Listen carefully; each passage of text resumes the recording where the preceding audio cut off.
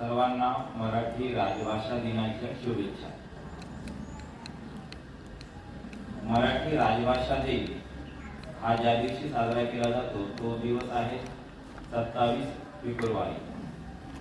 आता हा 27 फेब्रुवारी या दिवशी का साजरा केला जातो तर या मराठी भाषेला आपल्या साहित्यातून देशामध्ये जगामध्ये ओळख निर्माण करून देणारे खूप सारे थोर कवी लेखक होते।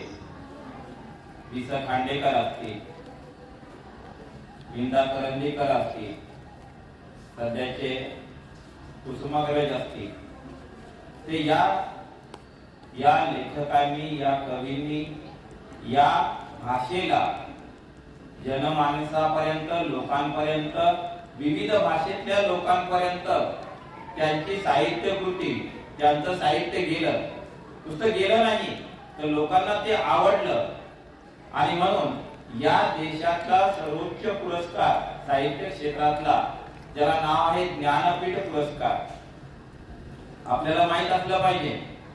साहित्य क्षेत्रातला लेखन क्षेत्रातला सर्वात देशाच्या पातळीवरचा सर्वोच्च पुरस्काराचं नाव आहे ज्ञानपीठ पुरस्कार आणि हा ज्ञानपीठ पुरस्कार मराठीमध्ये 3 जणांना मिळालेला आहे। एक वि स खांडेकर, दुसरे वि भा शिरवाडकर आणि तिसरे विंदा करंदीकर।